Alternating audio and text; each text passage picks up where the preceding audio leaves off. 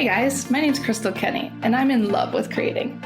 All things artistic and imagination involved. I'm an American girl who chased her creative dreams all the way to Paris, France, making a living using photography. This podcast takes you inside the stories of all the artsy folks I've met along the way and gives you that extra push to discover your creative gifts. The desire to create is deeply inside each and every one of us, and I give you the tools and inspiration to find a new way of living a more creative life. This is La Vie Creative, the podcast.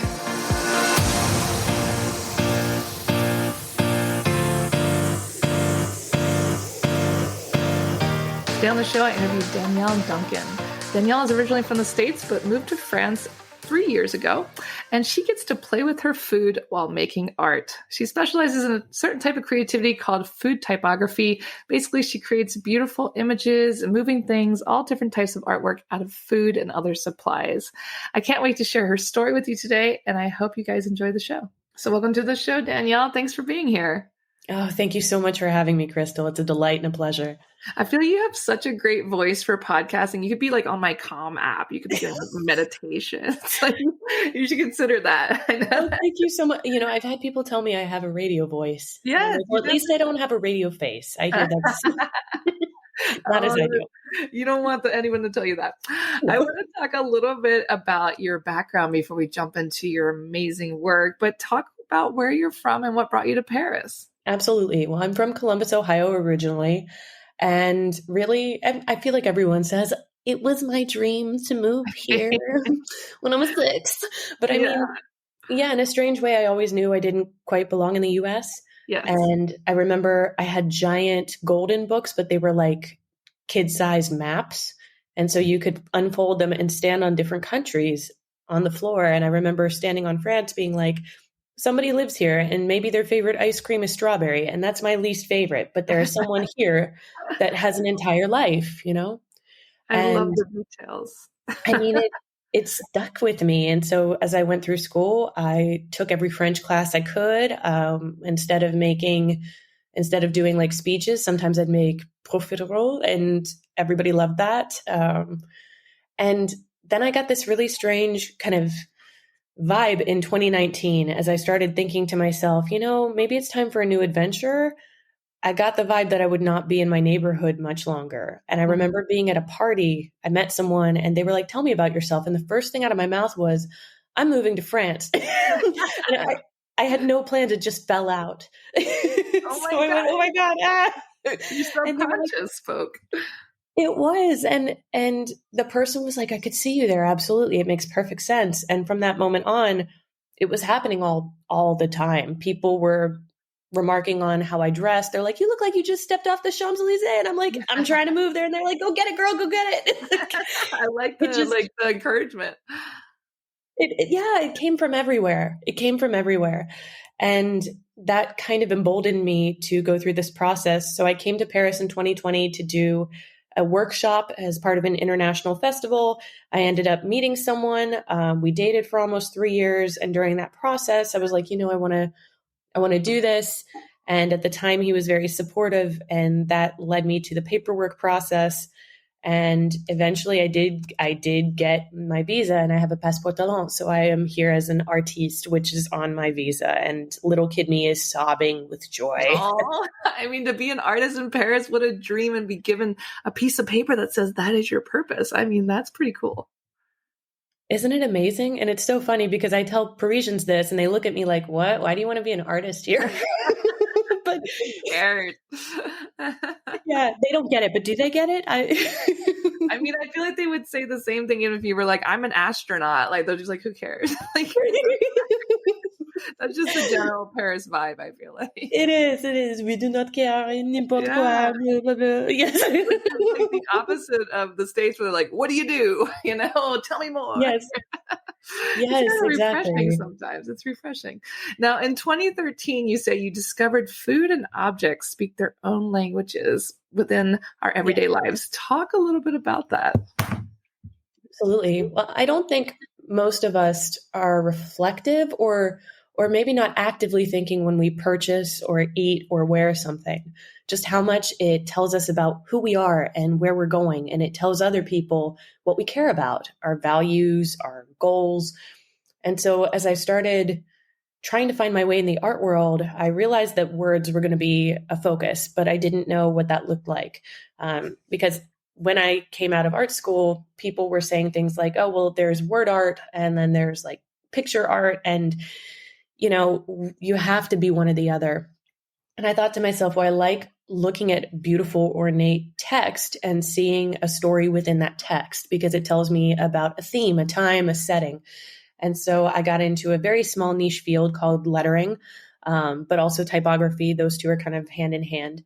And I decided that instead of using a computer or a brush, I was going to use my hands and I was going to use objects around me. So I started baking letters. I started planting letters in the ground, and always, I know it sounds so strange, but it ended up really being a type of art that spoke to consumerism and activism and the human condition and the things that unite us, like traditions and hope, but also divisive things like exploitation, and anything that comes from the ground is cultivated. Like, who's cultivating this? So it's asking these very rich questions. And you would have never, if you had told me that major brands were going to love this kind of work, I would have been like, no way.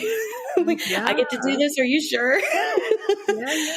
That's what happened. So I've been a studio for about 11 years, and it has been a delight and a pleasure to bring this kind of work to fruition. And now I'm using this work in augmented reality, which I think is kind of a whole new world and a whole new way to make this scary, futury tech world softer and more human. Yeah, definitely. We're going to talk more about that, but I want to go back into talking about this food typography. I mean, were you someone who like played with your food as a child? Oh my God, yeah. Yes. Like, definitely, yes. Of course, like my mom hated that. That was not welcome at the table. But it's interesting, though. I grew up in a Rust Belt part of Ohio, and not everybody had lunch. It wasn't guaranteed. And so one of the things our teachers would sometimes do is ask us if someone wanted to bake something instead of giving a book report. I loved book reports, but I was like, you know what? Let's make a giant map of Japan out of cookies and everybody can eat that. And I'm going to talk about Japan. I love that. Yeah. And so that happened quite a bit growing up. And so food was always understood to be more than just a way to stay sustained or to maintain life. It was about delight and joy, and it always had a place and a purpose. It had a function. And I mean, even my mom's side of the family, my grandfather is from Italy, and so food was such a massive way that we celebrated holidays, made differentiations. The way that we did food at our Italian family's house was very different from everyone else, and that was kind of the first step into what culture meant. Mm-hmm. So it made sense then that this would just become a part of the work that I did, and it would come out of me in this way.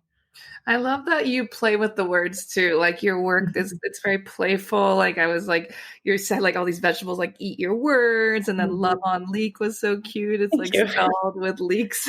I mean, I love it. Like, how do you come up with your ideas? Like, how do you keep your work evolving? I think about creativity, like my process works like a triangle. So sometimes I'll have one point or two, and then I'll have to come up with a third. And that's when I know I have a great idea. So I'll often have what I want to say, how it looks, and what I'm using to build it. And that varies based on if I have a client involved, if it's just for me. And now as I'm working in digital spaces, where is it going to go? Like, where is this going to be displayed, or what is the backdrop? And so I think all of those things keep it interesting. If you're only basing your process around one kind of focus, then it gets stale. But when you have 3 points of focus and interest, it keeps things moving. Yeah. There's a lot to think about, and talk about the difference between when you're making something for yourself versus clients. Like, obviously you get to be creative in both ways, but does it change anything? I mean, they're paying you, so does it take some of the joy out of it? No, actually, I feel like sometimes my work is augmented by getting paid, because in some ways it's a different way to assign the value.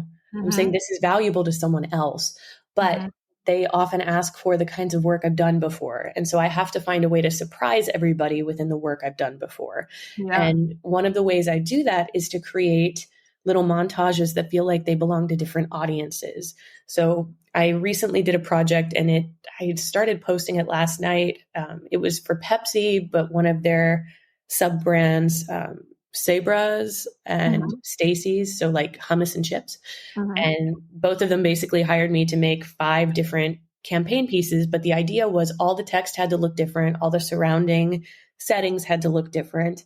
And therefore, I wanted all of the type to feel different because I wanted different people to respond to it. So we have some that's like a little more bro-y, and then we have some that's like just hanging with my girlfriends at the concert. Like we really took it all the different directions, and everybody kept saying, I love that you didn't give us one note. You really pushed yourself to do it different ways. And I think sometimes clients want you to play it safe, and within those limits, you figure out how to challenge yourself or how to make it fun. Yeah. I think that always exists. Yeah. Yeah. And definitely, I love that you can still enjoy it, because I've had so many of my creative friends be like, oh yeah, once I started getting paid, or, someone asked me to create this, then it's like, oh, I don't really want to do it anymore. You have to recreate it in your own way. Yeah. And I mean, that's real. It's very real. I think it's difficult too when you start becoming known for a specific way of thinking or working, and people go, oh, give me that thing again. Play Freebird one more time. Yeah. And you're like, I'm so tired. I'm so tired. Yeah. And then you almost have to like let that go. Like there's a part of your ego that's like, but I'm known for this. And it's like, let it go so you can be free to make something new, something different. Exactly. Yes. Get out of your safe space. Yeah. Sometimes safe spaces can be limiting, and they can be dangerous to us over time, because if we don't leave them, we don't grow, and the growth is hard. Yeah, definitely challenging. You have to suck at something first, right? You have to, yeah. My last guest was saying, and it's humbling. Yes, definitely. And then that's where the good stuff comes out of, right? When we can just kind of be free to play and make mistakes. And your website says making the future palatable. So talk a little bit about that. Well, I think, kind of as I mentioned before, we tend to think of technology as being a Blade Runner, this post-apocalyptic world. It isn't really for anyone. Tech exists to look cool. It doesn't serve a function or a purpose. And tech has always been kind of at the forefront of my work. I mean, I got to help build the way Instagram functions. Like, I was one of the first people using time-lapse on the app. I was doing live streaming, like a show, basically like this, but through Instagram before the site was stable enough to support those sorts of things. I was trying to build parts of it to function like TikTok or like Reels, and that didn't exist. And so there's a way that I see fun and mirth in technology that makes it human. And I think if we have more people that kind of take this attitude with tech, it means that we get to make the rules as to who shows up and who's important and who are we prioritizing in tech. Oftentimes that tends to be the ultra rich and a very small group of people. But if we put these ideas about humanity and, again, advocacy, trying to allow other people dignity and visibility through work, it means more people want to go to the future. More people see themselves in the future. And so they want to live in a world where that is our shared reality. And that is what I think it means to make the future palatable. You're making a place that isn't scary. Most people are so scared of the future. Like, how, if you can make people consider that to make it to next year or the year after or 10 years from now isn't so bad, it could actually be fun. Yeah. That's a world I want to live in. I like that.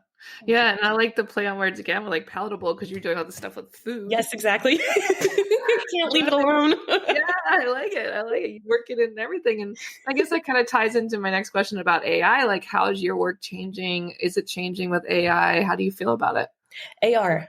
So I use, yes. Yeah, but like, how do you like it? Like, you're excited about it? I am. I mean, I think, so what I first loved about it is it allowed my work to exist beyond the building. So when I'm on a set or when I'm working from home, I'm the only one, or the crew or the client are the only ones who really get to see the materials shining as they were in the minute they were made.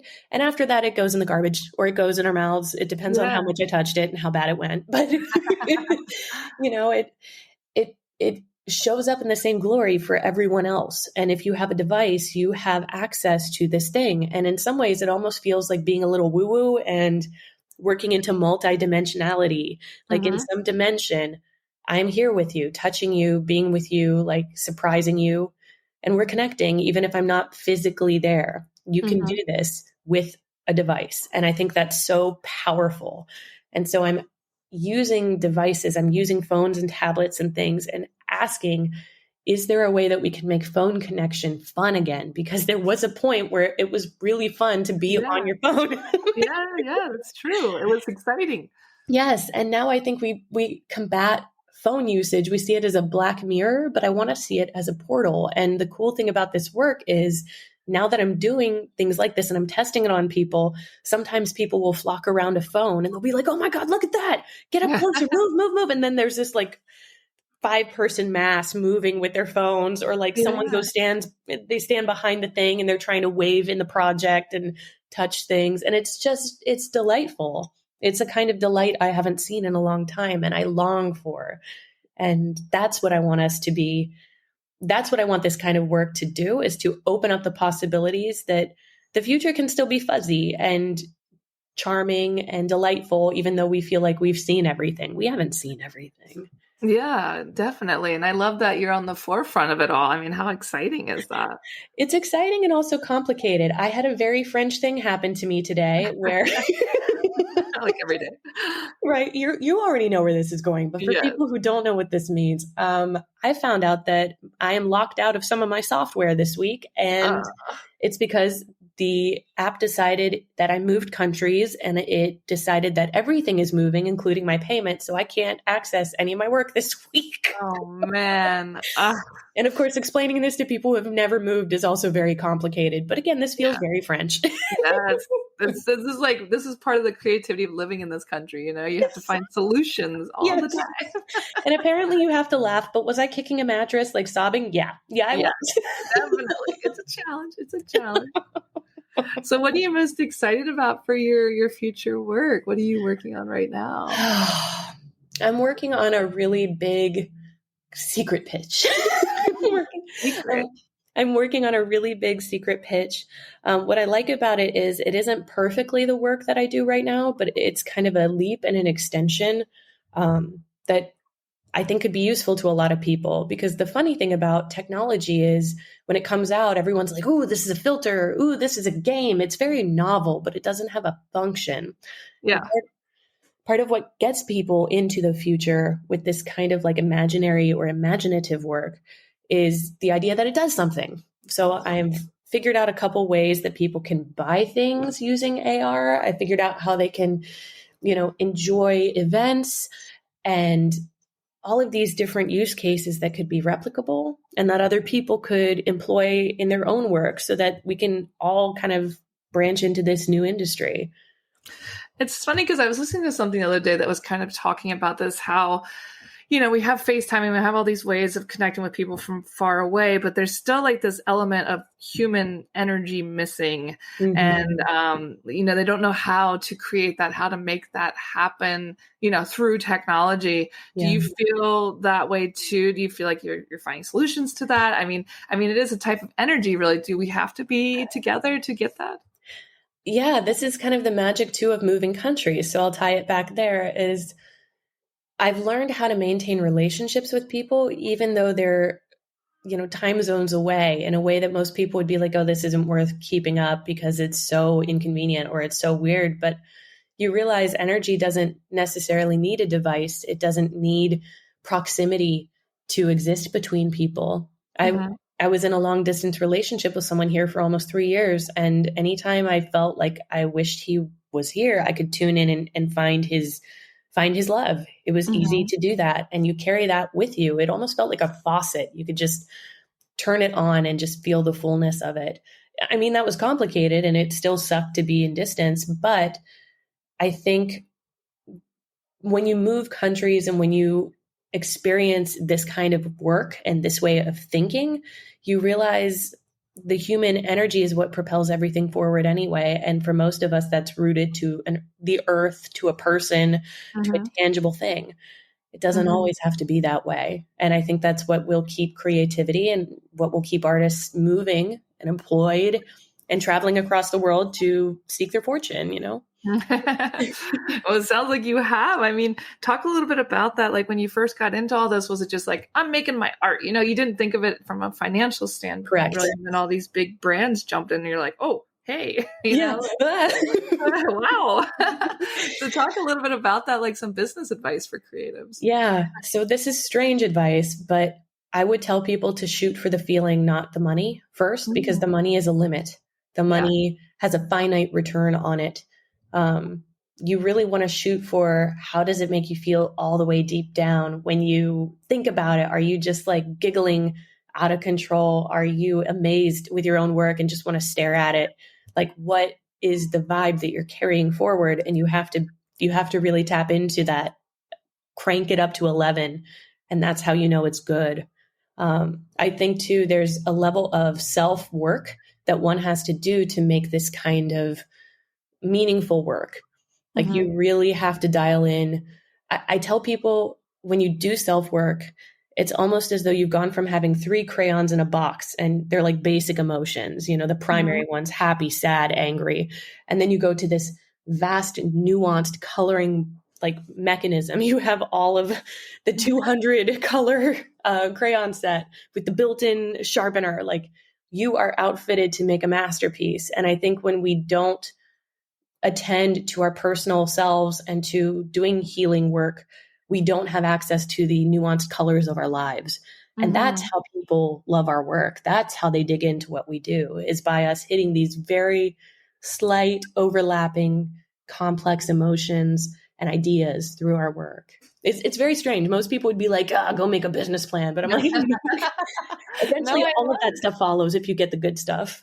Yeah, no, but that's so true. Because I mean, it is more than just making a business plan. A lot of people make business plans and nothing comes of it. So right. I think that's great advice. And yes. And how has France changed your work? How has it changed you and your art? Well, I think it's beautiful because the language, like my work is words. And I have a friend who's like, Danielle is words. That is what Danielle is. If I distilled you to a thing, you are words. And I'm like, cool. Thanks.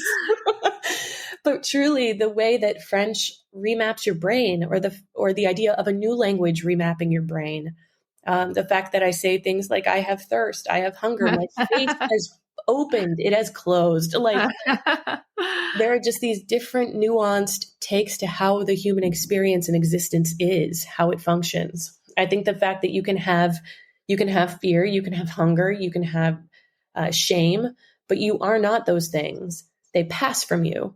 You know, they're not your being. Or the fact that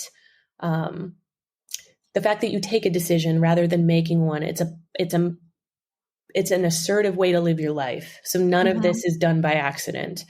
And I think just coming from that standpoint of people taking ownership, this collective ownership for their experience, it's changed the way my thoughts function, and that will change the way my work functions.